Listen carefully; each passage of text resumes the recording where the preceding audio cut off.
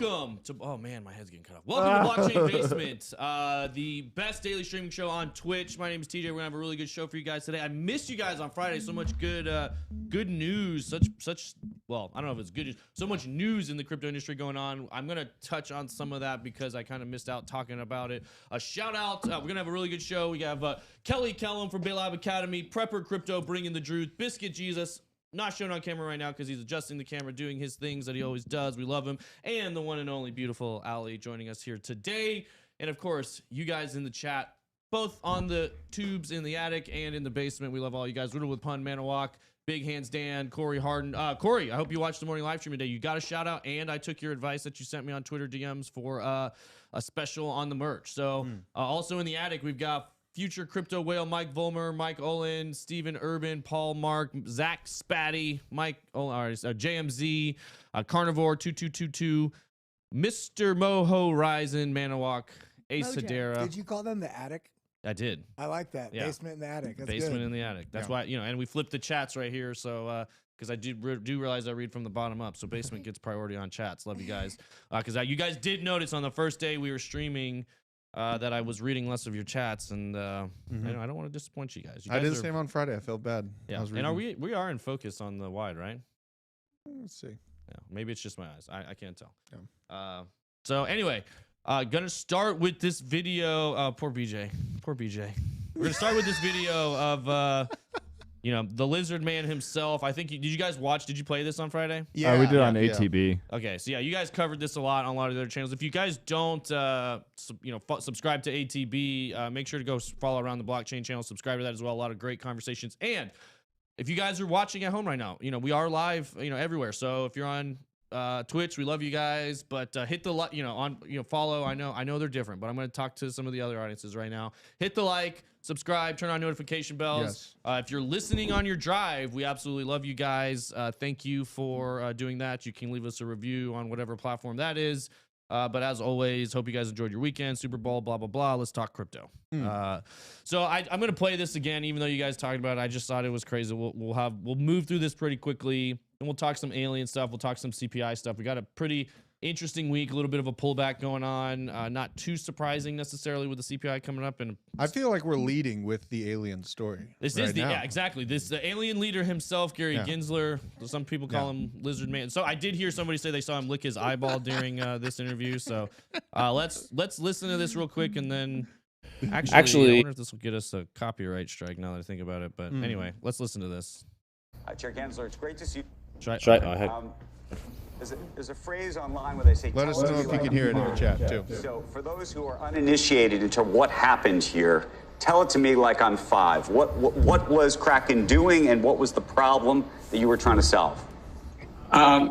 Andrew, what Kraken was doing was asking the American public for their coins, crypto tokens, and saying, I'll give you a return, 4% to 21% returns. And the problem was they were not disclosing to the investing public the risk that the investing public was entering into. And we have a basic bargain in the United States since the 1930s. You can take whatever risk you want. Companies like Kraken can offer investment contracts and investment schemes, but they have to have full, fair, and truthful disclosure. And this puts the investors who watch your program in a better position. That's our basic bargain. They were not complying with that basic. Like Rob did when they removed the sell button. Right. Yeah. From some of the other firms out there, including Coinbase, who this is my main point of contention in this video. This is a pretty legit question. Like, how is this different? He basically asked him, how is this different from other companies and services that offer yield products? Right. And then he goes on to talk about the names don't matter, blah, blah, blah, blah, blah. He doesn't answer the question at all. Yeah. He doesn't say it doesn't differ from Coinbase, who offer yield products.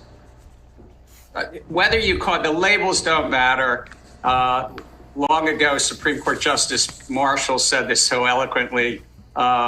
It's not about the labels, it's about the underlying economics. And this really should put everyone on notice in this marketplace. whether you call it lend, whether you call it earn, whether you call it yield, whether you offer what's called an annual percentage yield, APY, that doesn't matter. If somebody's taking their tokens and transferring it to that platform, the platform controls it. And guess what happens if they go bankrupt?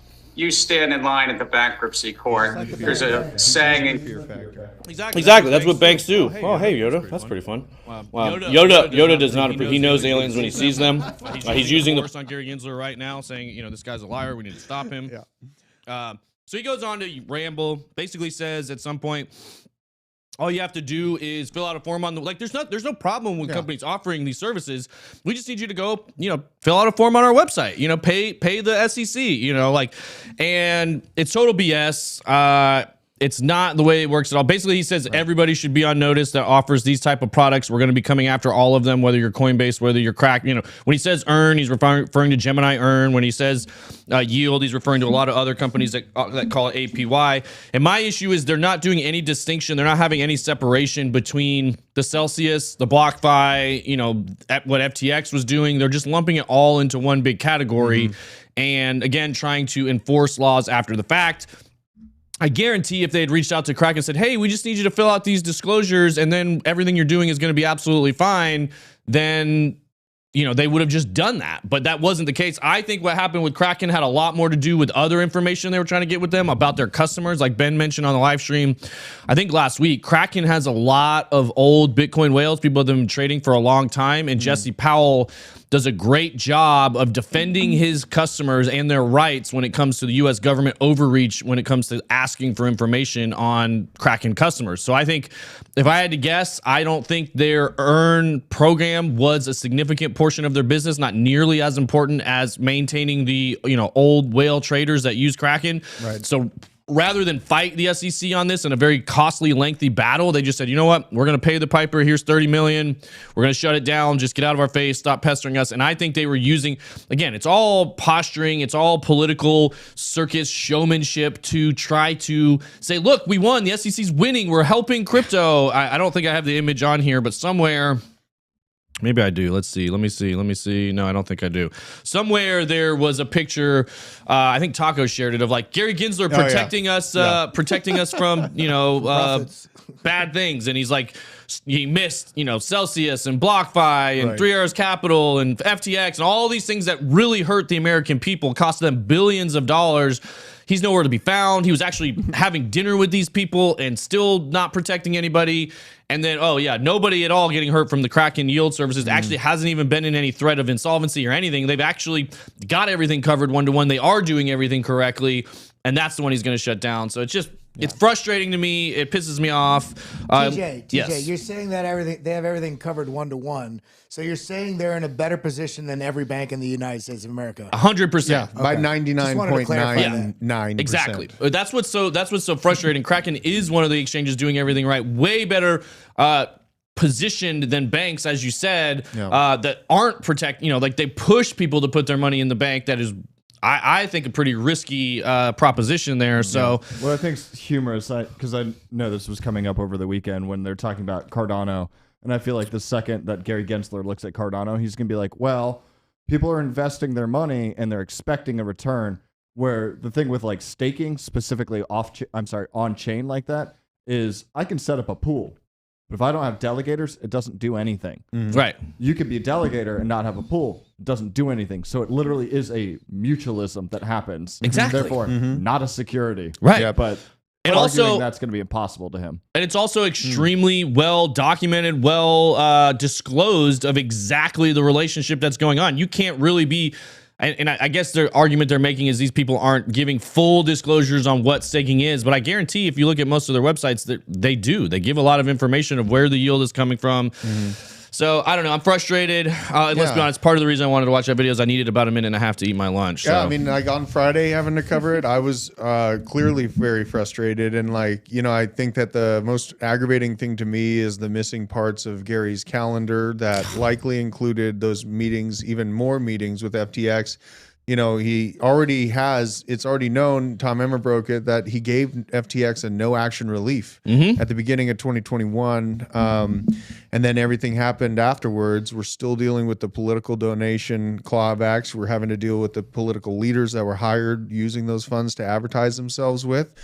And that is it's not just like, this is like a debate about technicalities and things like that. Like these decisions and the advertisements and the campaigns that were chosen with this money are things that everyday you and me people are dealing with right now in a very real way. And now we're dealing with this inflationary situation. SNAP benefits are going to be, I believe, cut in half by the end of this month. So it's coming up quick. People are going to be physically being cut in half, or inflation's that bad? Well, no, you have inflation bad, but then physically SNAP benefits, the COVID relief SNAP benefits are being cut in half on the end of the month with very little heads up to the mainstream public. So it's a major indicator on unrest potentiality for me. Because these people that are down and out, 20% of Americans are on SNAP benefits right now. And, wow. You pair that benefit being cut in half with, whatever the actual level of inflation is, it's well beyond, the 5% that they say it is. You're going to have people, the shoplifting has already been going on. So what's the next step from shoplifting? Think about that. Yeah, it goes downhill quick. Urkelson said, ironic, Kraken had the safest earn program and they got fined. Everybody else, they didn't notice until after it went insolvent. A couple other people getting in here late, no big deal. Paper Plane says, yo, I'm late. Frankie had his first premium live stream. It was fire. Awesome. If you guys don't follow Frankie, get that dust off my shoulder. It keeps bouncing around you. Like static. I don't know. All right, whatever. If you guys don't follow Frankie Candles, definitely go subscribe to his page. His Discord's on fire. He's got a free and a premium one. They're dropping sauce in there all the time. I'm sure they got really good information coming up about the CPI stuff tomorrow. Yeah. We're gonna wrap this up real quick and then get into that CPI stuff because I'm sure Kelly's got some stuff I can see. Kelly never stops looking at the chart. They talk a lot about this at BitLab Academy. He's always got. Sometimes I walk by. He's got like 10 different charts up on his screen. So, but this is from Joe Abbey on Twitter. He says, so let me make sure I understand this. Because FTX had shitty transparency and bookkeeping, the SEC went on a fact-finding mission, discovered Kraken's staking services. Kraken advertised lower APR than can be achieved on-chain, which is pretty apparent that they're just doing the staking on-chain, and then they're giving a percentage of that APR, which, again, I do agree with the point Ben was making earlier. Everybody assumed that was kind of what Celsius was doing as well. Yeah. And then we come to find out they weren't. So that we do need to know exactly where this stuff is coming from. But Kraken failed to have transparency on funds and support customers' ability to withdraw.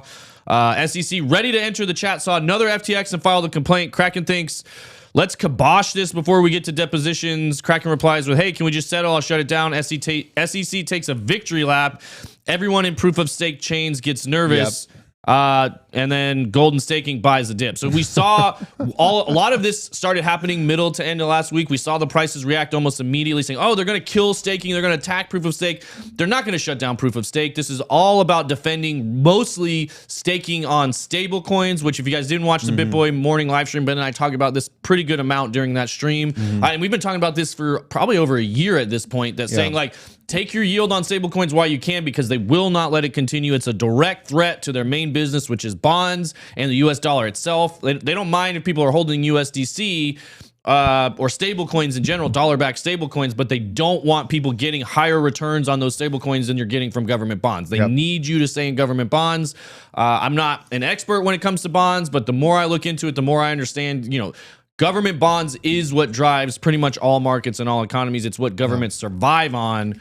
And so if they see something that's a threat to that, they're going to come after it with vigor, and that's exactly what they're doing. All the other coins that are getting wrapped up in this is just kind of, they're going to overreach and then back off, like, okay, we'll let you stake those things. It just has to be disclosed. It just has to be here and there, blah, blah, blah. But staking on stable coins, I do not think is coming back. We know they're going after Paxos, which is Binance's US, the BUSD, that because any other stable coins outside of USDC, in my opinion, are a threat to the dollar. They're going to act like they're coming after all stable coins. There are, and I don't know if I didn't see any of that pulled up, but I did pull up some tweets over the weekend about they are going after Paxos. They're going after, they're going to go after Circle, which is the USDC distributor. We know they're going after Tether, but I think they're going to be much softer on Circle than all the rest of them. They're just lumping them in because they're going to say we're going after all stable coins, and somehow USDC is going to kind of emerge. They're clearing the path. They're trying to attack Binance stablecoin. They're trying to attack Gemini, GUSD, BUSD, USDT, and clear the way for USDC to just, fill up that market, because that's the easiest way for them to get demand for the US dollar all across the world as we move to this new global economy. So Gary Gensler and the U.S. government trying to just rush into, and we need regulation, so I'm not saying we don't, but them trying to rush in and do some of the things they're doing right now, like what Gary Gensler just did with Kraken, is like a 3-year-old trying to teach a professional. Yeah. It's like there's no. The interesting thing about it is they think they're doing something for our good. In reality, Bitcoin and blockchain is something that is agnostic to government control, and that's why they're trying to control it. In reality, for the people, which is what democracy is supposed to be, for the people would be supporting blockchain and doing things that would help build the ecosystem and support it, not crush it because they're scared. Yeah. The forest of the trees part of this conversation is that basically forcing people to stay within this bonds for the yield. But the painful part about it is the more you know and talk about bonds, the less mainstream public cares. Yeah. So, like I get trapped in that where I see Z's in the chat when I bring up treasury yields and all that stuff. But this matters a lot because they're trying to force us to stay, keep the velocity within that particular dollar system when there's a DeFi, basically a renaissance of DeFi coming that they're trying to control and stifle before it, hits mainstream knowledge. And the regular person, me and you, can go out there and outperform, large hedge funds with these returns, and they don't want us to know that. So, and I want to say, check out BitLab YouTube if you haven't yet. The stream I did this morning, I brought up some charts from Tech Dev. If you look him up on YouTube, it's TechDev_52. And he's identified that I think all of us have been watching the dollar index as it relates to the Bitcoin market cycles, bullish and bearish. But if you look at the the Chinese 10-year treasury yield, it's a perfect inverse correlation of market tops and market bottoms when like more so than the dollar. I mean, it's incredible. So check that out, because as we're looking at the dollar, and you have to remember we only have about 350 million people in America.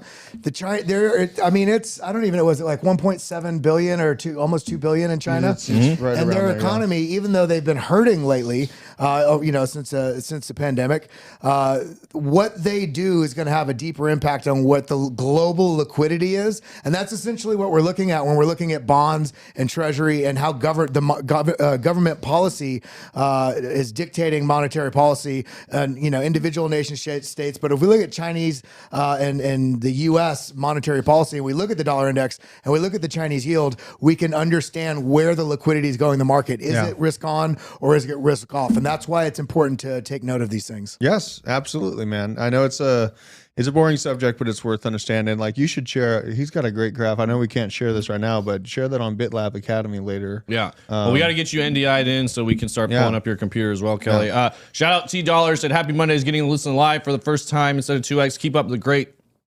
team. Keep you the great team. Not sure what you mean by that, but maybe keep up the great stream. You guys are a great team. I'm not really sure, but everyone's curious about what kind of pizza you're eating. I'm eating. I think it's called. I got it. No, I got it. Hold on. What? We got a fancy new camera, guys. Yeah. I think it's a deluxe pizza with sriracha on it. Drizzled on top. Genovese, or what was it called? I think it was called deluxe. No, that's what it said on the box. Oh, Generations Pizza. Yeah, the brand. Generations. Yeah. TJ Miller looking a lot like the guy from *Halt and Catch Fire* today. Gordon Scoot. I love that show. If you guys have not seen *Halt and Catch Fire*, great show on AMC. It went a little off the rails in the last one of the seasons. It kind of got a little out there, but I've actually watched some of it twice because I was showing it to somebody else. So great show on like startups, the beginning of the internet, the beginning of Mac computing. A lot of, like BJ, I think you'd really enjoy it. So yeah, it's great. Great show. Great throw out there, Sophie King Cryptic. So I just want to do this one more time. Do it. Casino Doggy said, at least it's not pineapple. At least it's not got pineapple on it. Whoa! That's worth the camera right there. You have something in between your two front teeth. That throat is not shallow. I am so. TJ bought like. I got game. I think you bought like the entire barbecue store and well, the he brought the pizza barbecue. Store. We had. You guys don't understand. We had such a spread. We put work aside for I think about 4 hours, which is the only time we've done that since I've been here. And we had 30 pizzas. I mean, pulled pork. We had so much stuff. It was we had way too much food. A bomb party last night. Probably 30 or 40 people that showed up at the factory. We shot the game up on the wall there with a projector. Like he was saying, we had pizza, we had wings, we had subs, we had guac, we had every dip you can imagine. We had barbecue, we had desserts, chili. You know, like it was awesome. Great time. That's what this is right here. Yeah, exactly. I know. I woke up today. I want too much details, but I woke up in the middle of the night, had to like get some of that out of my body in the middle of the night. I was like, oh my God, I'm so fat. I ate so much. Tacos pooped like 5 times today. Yeah, exactly. So he said it's too much guacamole. I lost. I wanted to say it was riddled with puns, or somebody in the chat was talking about another deep altcoin pick. Might as well throw it in. It's in the same category I've been looking at here. He said, hey, if you basement dwellers, if you want a deep altcoin pick, and again, this is very deep, proceed with caution. If you're not used to buying deep coins, very good chance this could go to zero. It is literally ranked number 2,600 on CoinMarketCap, but Vela Exchange. I don't know anything about this coin, but I do know it fits in a niche, which I think is going to do well next year, which is decentralized non-KYC derivative exchanges. And we saw a lot of issues with self-cut, or centralized exchanges, even though they're decent products. And again, I haven't used this product. I don't know what their website functions, how good the liquidity is, any of that stuff. This is all something you need to check out for yourself. I'm a big fan of Apex Exchange, which I think their token is Apex as well. It's probably very similar in market cap to this. This one's coming in right at 21 million. But you can see, it only launched. Where is this? Launched basically the beginning of this year. It's done pretty well since then, but it's extremely small. Something to keep an eye on. Brand new $20 million market cap.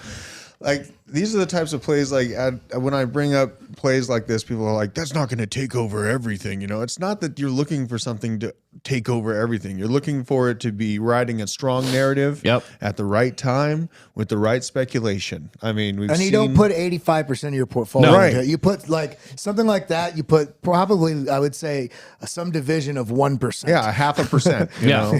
Just this is a moonshot. It's a bag you can hold on to for a little while. Like I said, Apex Protocol is the one I like because I know it's backed by the team from Bybit.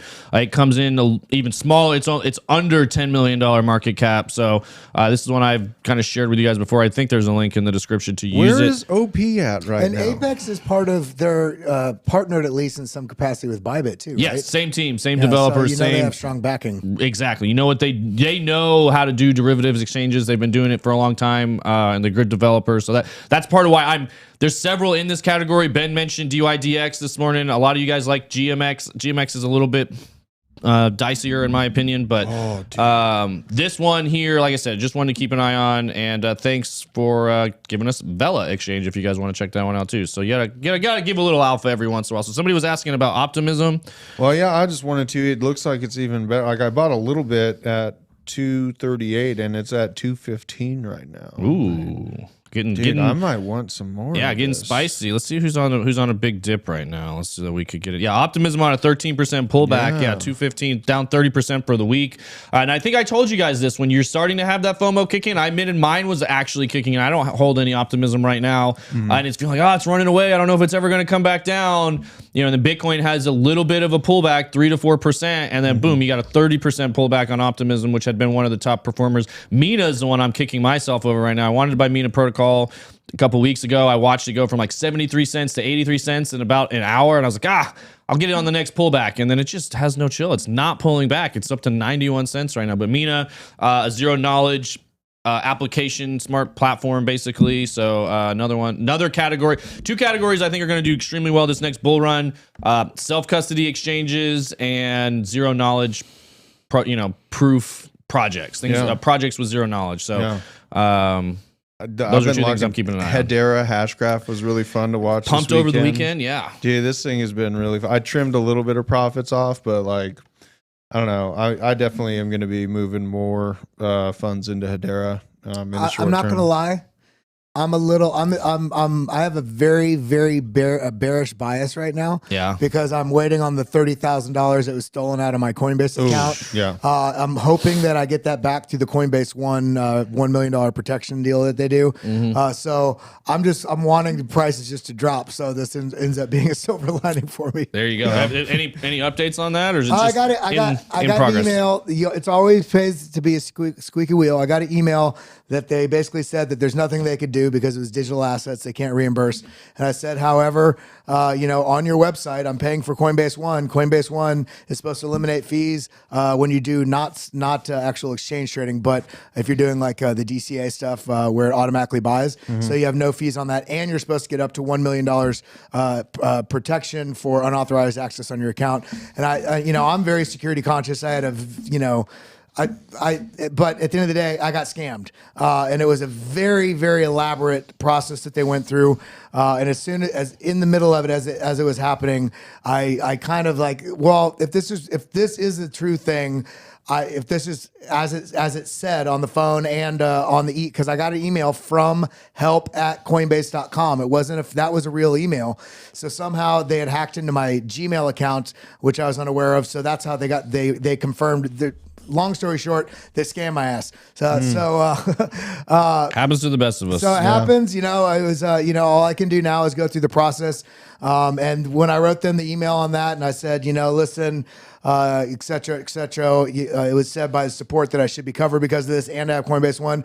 I got an email back about 2 minutes later. Well, after review of your account, it looks like this may be eligible, so you just need to fill out a police report with the FBI, and then so I'm sort of at that stage waiting to see what happens. Okay. But as soon as we do it, TJ and I already talked about, we'll do some content around it, because for me, it's not so much about me wanting to share that I was scammed. For what's more important for me is to go through the entire process. Hopefully it's resolved, even if it's not. Let you guys know more officially exactly what steps were taken on their end, so you guys don't fall into the same trap that I did. Looks like same OG says same.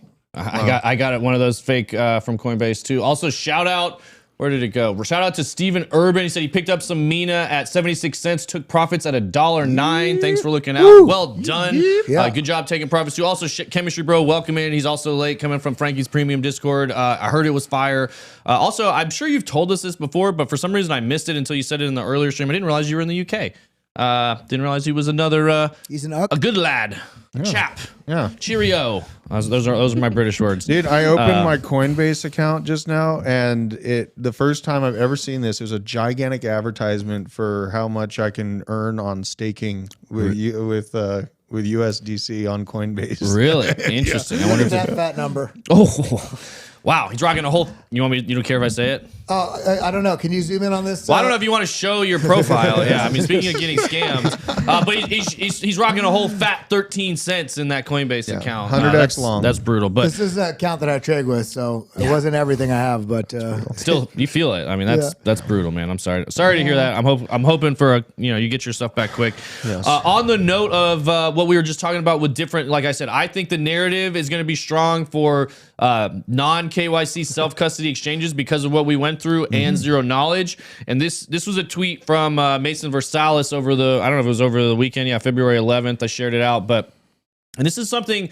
we talk about trading. We talk about swing trading a lot. This is kind of a different way to say swing trading, in my opinion. But he said narrative trading can make you a millionaire even during the bear market. And this is, I like that. Yeah, it's something that I feel like gets lost on people. It's something I like to do a lot. When you see the narrative shifting away, like, hey, gaming tokens are hot, or self-custody tokens are hot, or derivative exchange tokens are hot, or AI tokens are hot, moving with the narrative of what's trending is a way to make money swing trading, basically, which is something I do a lot more than actual day trading, because day trading, you got to be committed to the charts and keep, stick with it. And it's kind of like what that guy was just saying. He bought Mina and then rode the pump up and took profits. And if you roll those profits into the next hot thing, that's another great way to stay ahead of that curve. So it's not necessarily a new concept, but it's just another way of thinking about how to trade, how to make money in crypto, and hopping from narrative to narrative, obviously you got to time it right. You have to be clued in. This is where it pays to be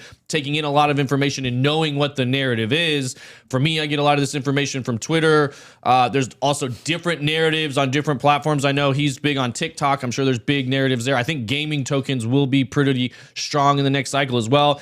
We're all speculating here, so it's not as much about the utility of every project as it is the speculation on the niche. That's what we keep saying with the AI tokens, that just AI. Go ahead. I was going to say, think about the metaverse pump that we had happen in the last bull market. Perfect That example. was narrative trading, because metaverse was the thing, and then Facebook changed their name to Meta, and then every single token that had involved with gaming and metaverse was just through the roof. So same thing now. Like, you look at ChatGPT, and that that came out of nowhere in terms of how viral it was, and then every coin that was already involved with AI pumped, and then there was like 40 new coins that they're not even backed by anything. They just said blah blah blah AI, and those things were that was basically AI meme tokens. Yeah, 100%. Also, Riddlewood Pun said he's giving you a virtual hug, Kelly. Sorry about that. Mike Volmer in the attic. Don't click on Polygon NFTs sent to your Coinbase wallet, people. Yes. Those are scams. 100%. There's one that tried to come to my ledger. Yeah, a Polygon NFT tried to come to my ledger, and I knew, because I don't mess with NFTs, I don't purchase them or anything like that, so I knew it was a scam right out of the gates. Who was it that came to your ledger? I did not click the link. I did Just not get rid of it as fast as possible. Delete. Kelly, I heard that. I knew where he was going. The narrative stuff, don't get, this narrative, it always happens, but just like the metaverse narrative, but guess what? People got married to that narrative, and they held those bags And profits all the way are down. nothing until you take them. Yeah, don't get married. If you see your portfolio is up, or a particular project is up, 400%, there's no reason at that point, no matter how long-term vision you have, that you don't take some portion of profits off from that, even if it's your initial capital. Then the rest is house money. At least it costs you nothing if that trade loses everything else. Yeah. And that's just what I want to caution, because the narratives are strong, right? And the media can be strong, wordings and headlines can be strong, especially if they're months on end. And now we still have people married to this idea that we're going to all be in the metaverse, doing everything within a short amount of time. And I really don't feel like that's the case. You have to understand, these are focused projects with a focused niche, and it's going to stay niche. It's okay to be niche. This is a brand new tech. You don't need to, have everyone working within the metaverse for the coin. Mondi's drag name? What? Niche. Niche. Oh. Smash the like on Grindr. No, it's because somebody said this in a chat the other day. They called him Nick Diamond, and I said, no, you don't understand. That's his weekend alter ego when that's his stripper name, Nick Diamond. He comes out only on Fridays and Saturday nights, but he should be here tomorrow, I believe. So we call him the Nicktator here in the basement, but our crypto sunglasses. Chemistry, bro. I lost it, but you basically said in stocks what we were talking about, narrative trading. In stocks, it's called momentum trading. You're basically riding on the niche or the trend that has the most momentum, and you're moving in and out of those stocks. Very similar. We are the people that say niche. Yeah. Shout out to if you guys get that joke, you're a real one. Dan T from the Monty attic. Python. Exactly. I know Tim grew you up on that. Yeah. Grew you up. Grew me up on it. Hell yeah. Terrible. Dan T said, "Why is he yelling?" TJ's just passionate. Is it me yelling? I always yell. Sorry. It's a way to convey energy. I'm careful about doing that because I used to be a heavy metal singer, so if I get really loud, of course, it can be too much. You had some of that deep Oh, that was nice, BJ. I pulled back from the mic. Don't worry. We were singing Winnie Houston this morning. Yeah, it was good. That's what the basement is for. It's for yelling. Yeah, this is where all the true emotion comes out in the basement. It's definitely it gets wild down here. We're a little.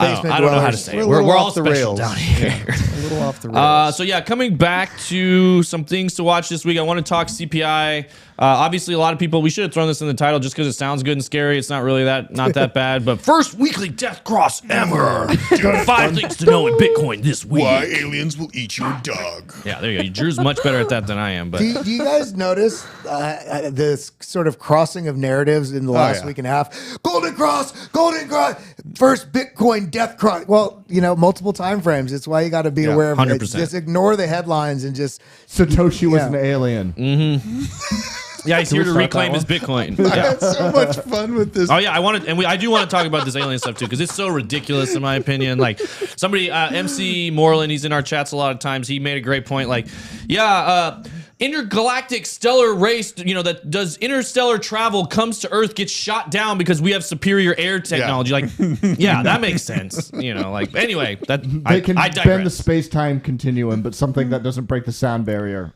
That's our Achilles heel. Our F-22 jets were far superior.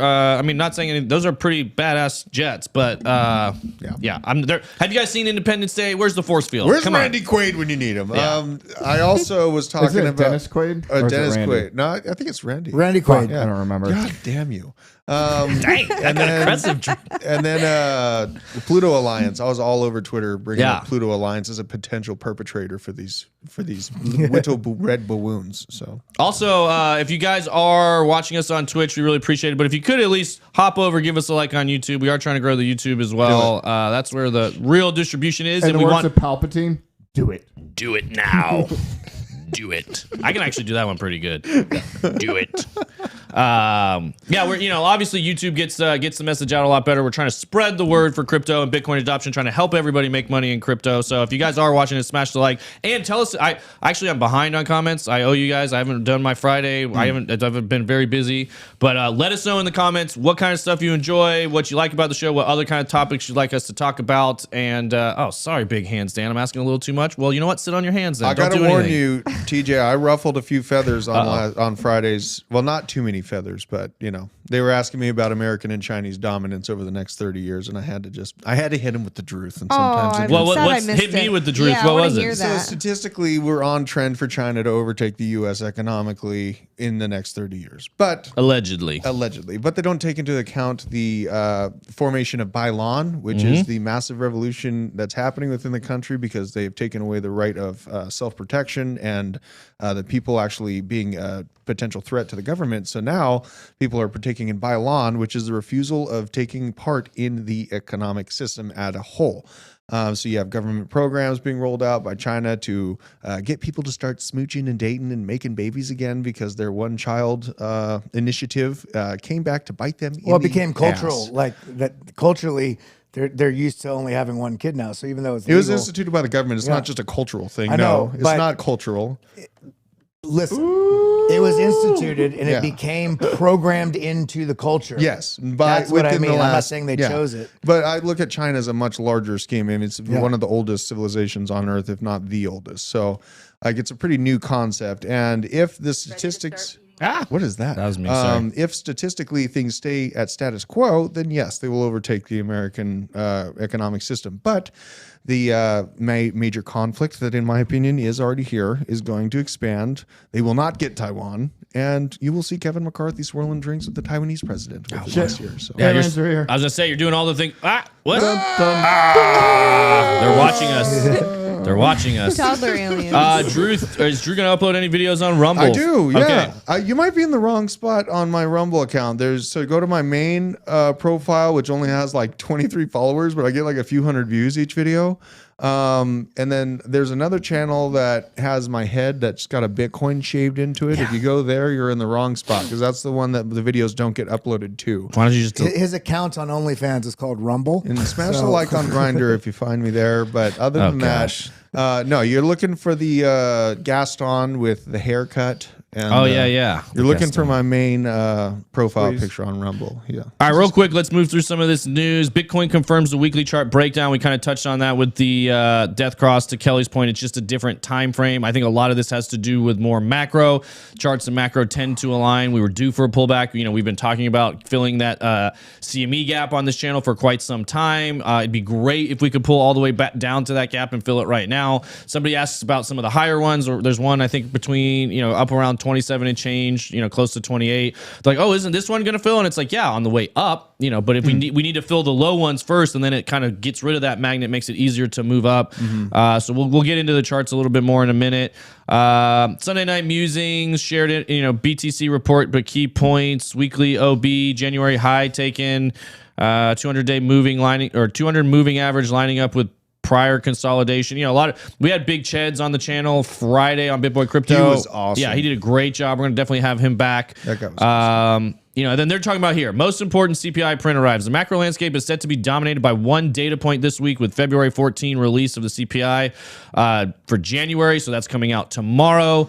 Bets are on for inflation continuing to decline in a move that would still buoy risk assets despite a come down in early February. I'm hearing now that it might come in just below what was originally expected. Both bulls and bears need the report to go their way. Whichever side is right will drive the market for the next month. So this is something, if we can clear this, can maybe, you know, again, we go down, especially if we could go down and tap that CME Gap just below 20. I know tons of people have buy orders set right there.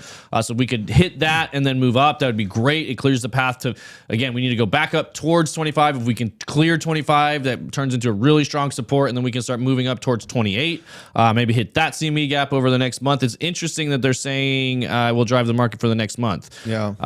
Let's see what Miles G, not his brother Kenny, had to say. Underscored the consequences for crypto should CPI come in higher than expected, warning that it would dump the market big, and that's where we're starting to see a lot of fear around right now. Almost every CPI reveal the last 6 months has been in, oh, hey, this is from I've got this tweet. Look at this, watch this. Boom, we can look at it right here. Almost every CPI reveal this last 6 months has been an instant dump, then an immediate recovery after traders digest the data. Will this time be different? Again, it comes out, it dumps for maybe 20 minutes, 30 minutes, and then starts to recover pretty quickly is what we've seen recently. That's what they're referencing. So I'll get rid of this. That's what they were referencing here. Will this time be different is the question. First ever death cross sparks concern. Again, I don't put too much weight on this. I mean, what these golden crosses and death crosses are, they matter. You know, these are long moving averages that cross. I think we covered it Thursday or Friday. So like when I think it's the 50-day crosses the 200-day and vice versa. That's what creates these crosses. The month Bitcoin is caught between two crosses is a curious scenario, dividing opinions about its significance. Kind of what I was just saying. As Cointelegraph reported, golden cross on daily timeframes is combining with a death cross on weekly chart. The latter is the first of its kind on BTC USD, but death crosses on other timeframes have often preceded significant price downside.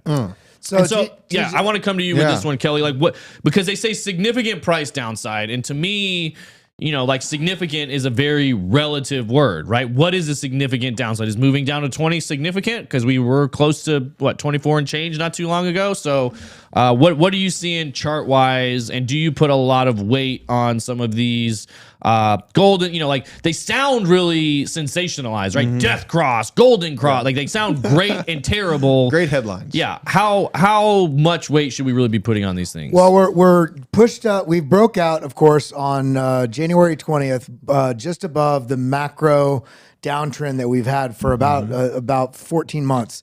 And so we're pulling back now, and this is why and I talked about it on this morning's show on BitLab Daily Stream. It's almost like a car sitting on the edge of a cliff. You don't know, you know, you're so worried about moving in the car that you could imbalance it and make it fall off. But if somebody's in the front and they climb to the back, then you're putting more weight in the back, and it very well could be safe.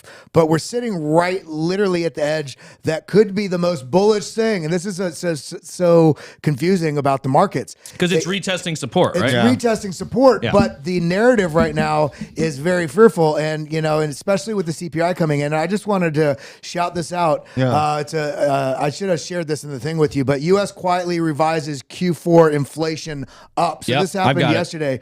Bombshell January CPI on deck. Now, so this is going to have a big impact on the CPI numbers tomorrow. And the thing about the data is, if we do fall down basically below 21,200, that's about where this macro downtrend is. If we fall actually below basically 20,000 even, then we've broken not only back below the downtrend, but we're also now forming a new lower low on the daily candles, and we're going to break below the EMA ribbon, which is essentially showing that you're in the middle of a reversal to downtrend continuation. So there's a lot that's riding on this right now, and the only caveat I'll say with all this is that the market likes to fake out, especially in these sorts of periods towards trend cycle tops or trend cycle bottoms. They like to do a double fake out where, in this case, we faked out above the macro downtrend line. And then if we were to fake out down below again and eat up that liquidity down at 19.9, 19.6, and then go back to the upside. But I wouldn't just be placing longs all in with no stop loss at those levels. You really need to have a patient sort of outlook on what's happening. And if you do find those entries, identify them and have them set before the market gets there, so you don't get ended up. So you're not buying into catching a falling knife, and you have your risk management in place. So that's the kind of level, the $20,000 mark. Once we get below that, I'd be really like a hawk watching what the candles were doing on the anything below the 2 hour, 24 minute, 1 hour, 2 hour, to make sure that momentum isn't increasing through those levels versus starting to have smaller candles, the momentum shrinking. And trying to actually revert back to the upside. I want to just clarify one thing you said. I think I understand it, but just because you said the first part pretty quickly, they revised the CPI data. We're going to come to that. The inflation data. Inflation data. Yeah, you want to go to that? Yeah, we'll come. I did want to hit a couple things because that's super important. Right, what you just said, and that's going to affect what happens tomorrow pretty significantly. Yeah. A couple people in the chat pointing out that the death cross is a lagging indicator. It's a great point. And that was kind of what Kelly was saying in a few more words. Basically, it's tracking data from the past, and we're coming back to retest it. So that's what's causing that cross. Yep. The golden cross is more current to the day than the death cross is. And I think Chemistry Bro said it. Yeah, the daily golden is way more representative of the current market feeling. It's just less lagging than a weekly cross, which I tend to agree with there. And then I do want to hit, last thing on here to keep an eye on, the whales are staying engaged, which is always important when you're talking about crypto and Bitcoin. Like, obviously the smart money is still here. They're still buying. When it comes to interest in Bitcoin at current prices, whales may have already broken the silence. Data released on February 13th from Sentiment noticed that whales had stepped up transaction activity BTC USD when it dipped to that 21.6. So we know a lot of people bought around, it bounced really hard off 21.5. This is what happens when all the whales are scooping up that Bitcoin. Sentiment community contributor pointed it out. 1 million plus in BTC's transactions exploded during the weekend dip. I know, I'm not saying I'm a whale, but I know I bought some around those levels. Definitely not a whale. It was funny. Somebody was a whale. Just so you guys know, statistically, the way it's defined is 1,000 BTC. Even though somebody now, like the media will call anybody that has several $1 million in Bitcoin a whale. Someone's like, $600 is now a Bitcoin whale? Like, since when? I saw a tweet about that. So on-chain analytics resource uploaded data noted it shows new ask liquidity coincides with resistance at the 21-day moving average, the 0.618 fib. So there's a lot of confluence across a lot of different things showing that we should be coming down, retesting these levels. We are retesting these levels. Don't let a lot of this news and fear freak you out. I think a lot of what's coming out of the SEC attacking these things is scaring people, but it's satisfying what we need to satisfy on the charts. As Kelly mentioned, we can go all the way down and retest some of these levels, and it's actually very healthy for the charts. It's actually bullish to retest these levels and then hold them and then start moving back up again. The CME Gap's at 19.9, right? 19.995. It's actually... Yeah, it's close. We looked at it on this morning stream. It's actually closer to like 19, between 19.5 and 19. It depends on if you're supposed to measure from the wicks, not the bodies. So the 200-day moving average, interestingly, is at 19,720. There you directly go. So if there's a lot of magnetism in terms of what's happening, even with this downside price action. For people that if you're really understanding technical analysis, there's nothing truly bearish about this bearish impulse, because we're in a bullish impulse that we're having a correction on until we break the 200-day moving average, which is right at that CME gap. If we were to bounce at this level, it's the most bullish thing that could happen, because we'll be confirming that we're at the start of an actual bullish trend. Yeah. And we had that money flow is like right at the flat line moment, like it's on that downtrend, like CryptoFace was saying. And I've learned so hard to like just go opposite direction of what mainstream media tells me is going to happen. That I tend, but that CME gap looks pretty strong. And I did like a lot of looking at the CME gap this weekend. That information for us, and I am pretty dang sure that it's right at $19,995 at the top of that wick. But I'll have to look at it again. But essentially, the question that I was left with after going through those daily candles over and over again, because the overall fill rate is a little bit different than what is written on when you type it into Google what it is. We'll come out with all that info with Ben, but essentially the biggest question in my mind is are these institutions going to be able to fill that $9,000 one? That's the one that is so it's because there's only 4 of them that haven't been filled. I don't think we'll fill that one. I think because you're right there. I think it's about 80. It's close to 90. It's like 87% fill rate or something. I think the numbers I came out with are about 92.7%. 92. Yeah. Okay. So my numbers are a little dated. That was probably from a couple of years ago. But there's another one at a very low price too. I want to say like 3,800 or something crazy low like that. In the 3s. Yeah, it's in the 3s. So there's some of those I think probably will never fill. And that would be part of that 8% you're talking about there. Question from Razmataz. Is the BUSD FUD anything serious? I wouldn't call it FUD. I think it's real. They're definitely going to be attacking Binance stablecoin. BUSD is Binance's stablecoin. Is it anything to be afraid of? No, not really. Like if it comes to, unless you're holding a ton of BUSD, if you're in the United States, you're probably going to want to move into USDC. That's what they want you to do. That's what this is all about. They don't want you in Tether. They don't want you in GUSD. They don't want you in BUSD. They don't mind you being in USDC. So again, it's just all posturing in my opinion. It's nothing, I would use it as an opportunity to accumulate at good prices. Also, I did want to come to Riddle with Pun says killer whales are just angry dolphins. I'd say they're big angry dolphins. And all dolphins are angry, by the way. They can be a little dicks. Dolphins are smart. They learn in some areas. They've learned to fish with humans because they realize that humans have nets that push the fish together. Like dolphins are super intelligent. Thank you guys. Yeah, they're one of the smartest animal, mammals out there. I saw a clip what made me think of that is I saw a clip the other day of this surfer coming and a herd of dolphins coming up in the wave. This dolphin just clears out of the wave, just boom, hip checks the guy, wipes him out off his surfboard, and then just goes right back down into the water. So question is also true, Crimson Caravan Company. Did we evolve from primates or dolphins? It is a legitimate debate. The brain. We don't have time for that on this I say stream dolphins. Here. Yeah. Real quick, because we're running out of time already, and there's more stuff I wanted to hit. But holders bouncing back to health. This is another thing. Again, kind of comes back to the whales or smart money. According to on-chain analysis, Glassnode long-term holders have been accumulating new positions in their particular over the past month. Again, this is an accumulation market. You should be doing it anytime we get close to the $20,000 range. Not financial advice. I tend to think that's a good value area for Bitcoin, and you're retesting previous cycle all-time highs. And I think where are we at? We're probably pretty close to 1,400 on Ethereum, right? Yeah, look at that, 1,490. So both of these, 20,000, 1,400, those are previous cycle all-time highs. Great buys there, in my opinion. If you get them below, good on you. But I think everybody's thinking that way now. Yeah. So that's pretty much it on those. Let's moving back to the CPI thing. You were.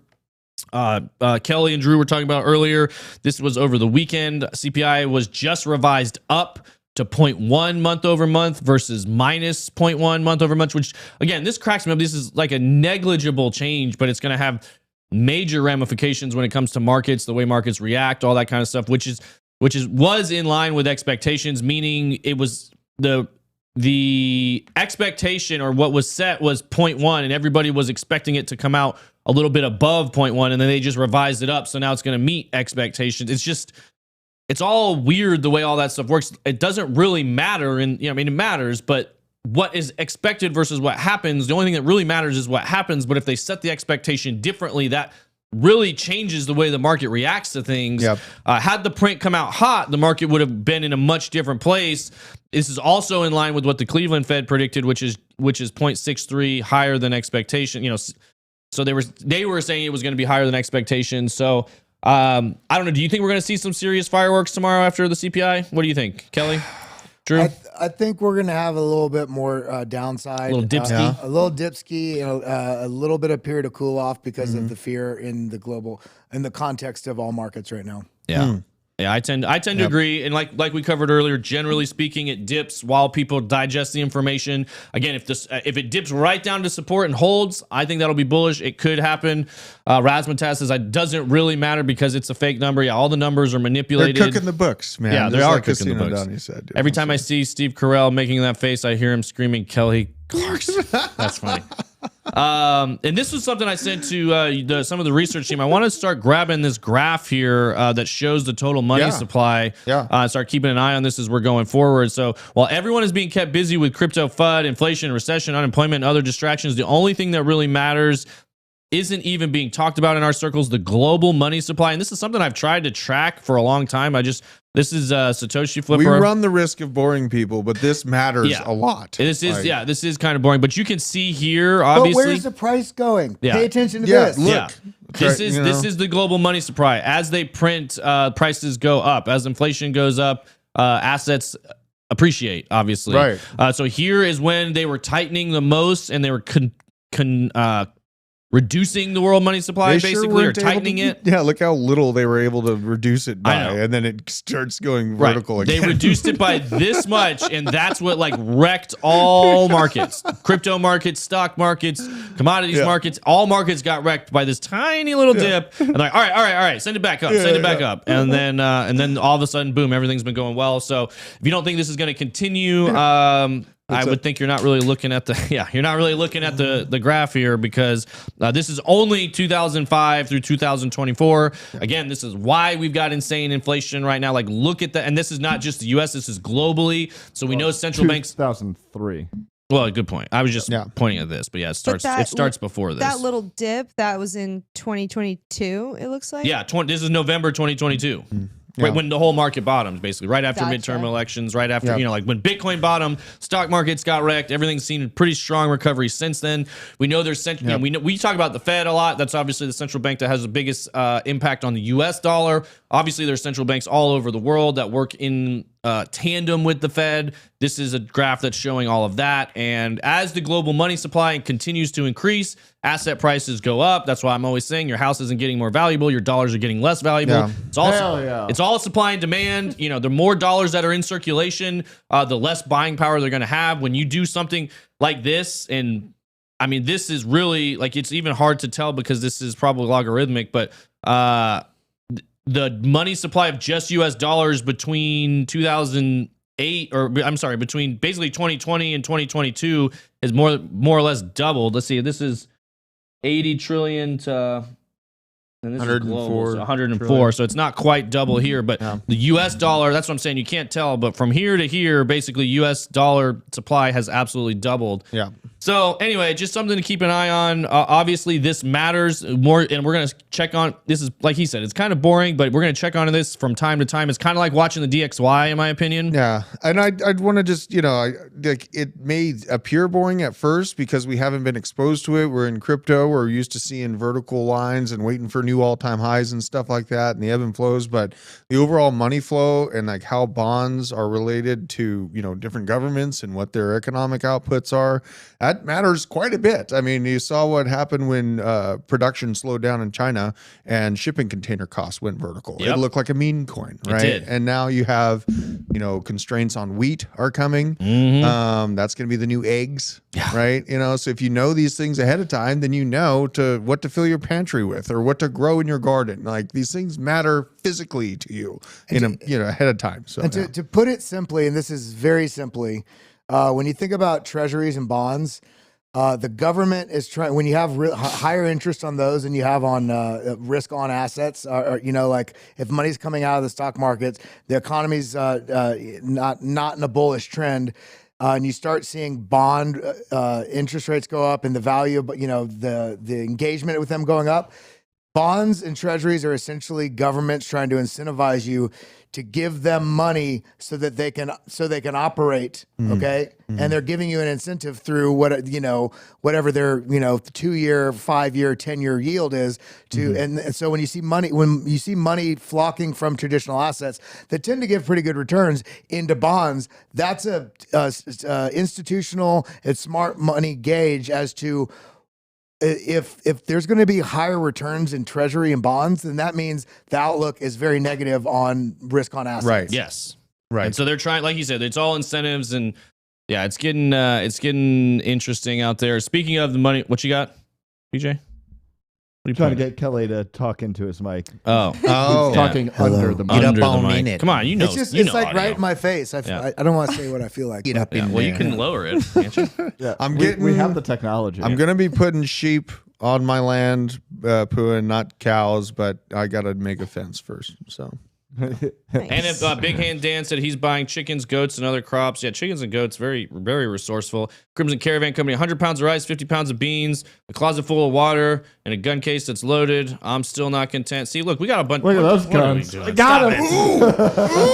We got. I've been waiting for that shot for weeks. I do that a lot. I put my hands behind my head. I know. don't I why. framed it, and whenever I go to take it, You've been you move. waiting for it for weeks. Oh hell yeah! He's a prepper. Yeah, he's a Well, and I was going to say a lot of smart people here in the basement, obviously getting prepared as well. That's why you're here. You're learning. Obviously, you guys are ahead of the curve. Yeah. On the note of Money Printer, I did just retweet this on the Hit Network account here. If you guys want to follow on Twitter, go check out Hit Network. This is the official one, Hit Network _. This is a tweet from Benjamin Cow. It's a novel concept for the money printer generation. What the Fed is actually trying to accomplish.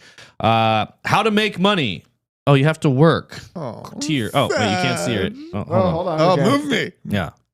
Now I did it. I messed it up. There it is. This is what the Fed is trying to accomplish. How to make money work. Oh, no. We actually have to work to make money? But I read this very differently. Like, it's not you have to work. It's we want to remove investment and upward movement for everyone and then just stick you and basically indentured servitude. That's how I read basically this enslave personally. you, basically. Yeah, that's a great point. They're trying to inflate assets out of the reach of the normal people and then stop the inflation of it so they can't use it to catch up and create that divide, make it bigger and bigger. It's been proved. You look at the data, there's way bigger gap now between the haves and the have-nots. It's only increasing. You were talking about it earlier today, I think, Drew, where or maybe it was in the show, where things are getting dicey out there. It's going to be with the snap stuff. Yeah, the snap. Oh yeah, all that snap. Yeah, exactly. It's going to once they turn. Snap. I said, oh, snap. Oh, snap. Yeah, once they turn that printer off, it can go downhill real quick. I didn't know they were still giving out COVID benefits. Like, And that's another thing. Are we is like, past this shit? Well, that's the thing. Right? It's like, when these benefits are available and you need them, take advantage of them, but don't learn to rely on them, right? It's They're meant almost 3 years. Yeah, it's like 3 years later. These things are meant to help you in a down spot. You get up on your feet and you stay on your own feet. There you Do go. not rely on them to come save you because they will not. That's what Self-sovereign. Sovereign individual. Great book, by the way. Crypto Totoro said, "Are we just printing to get out from defaulting debt? Is that right? And are we trying to default other countries so that we pay, but they pay more?" Yes and no. Yeah, pretty much. I mean, basically, if they can hold debt in your currency and then we can print more currency and make what they're holding less valuable, what they give you real assets, we give you fake paper money. Then people are starting to catch on like, wait a minute, we're giving them oil, we're giving them, all these different assets, and they're just giving us this paper money on retainer, basically. And then by the time we're ever trying to cash in on it, it's worth 40% less than it was 2 years ago when they gave it to us. Yes. And when that's the problem with the fiat system all being backed by the US dollar. When we inflate the dollar, it inflates all other currencies that are pegged to the dollar at a much more dramatic rate. So yeah, it's all tied to debt. It's all tied to inflation. And this is why you're seeing so much civil unrest in so many other countries first, because we in the United States, and pretty much in the United States, we're very insulated from this because we are the reserve currency. So we are straight up fiscally pegging every other country. Yes, we are. Hell yeah. Great visualization there for all of you at home. Thank you, BJ. Why are you this way? This is what he brings to the basement. So we're definitely doing it with Florida then. Oh, gosh. No, Florida's Man. yeah. This is the basement. Florida Okay. is the special part of the U.S. Yeah, it's dirty down there. Joseph Keeper said Allie saw the next Fast X trailer yesterday during the Super Bowl. Vin Diesel looks like a big toe. Yeah, he does. I could. Hey, look at that! How beautiful. That's a great shot. He does. He does look like a big toe. And how are they still making those movies? I'm sorry, I saw that commercial. I'm like, really? Yeah. So wait, are still you doing saying these? Ben is the new star of the new Fast and the Furious? His foot Yeah. is his big toe. His big toe. That's funny. Yeah, Ben. We talked about toe surgery this morning on the live stream. Me and Allison had a large conversation about this. I didn't even know Ben was going to talk about it on live stream. Allison was, talking to me about it. I've had the same problem, for years, ingrown toes. Really? Take Well, those. you gotta get it removed. Well, I did it myself. It's very The whole painful. toe? Oh, you did it yourself? Many times. It's Drew's not- very self-sovereign individual right here, I fellas. took my own teeth out Wow. once too. Big toe chat. I Wow. like that. Yeah.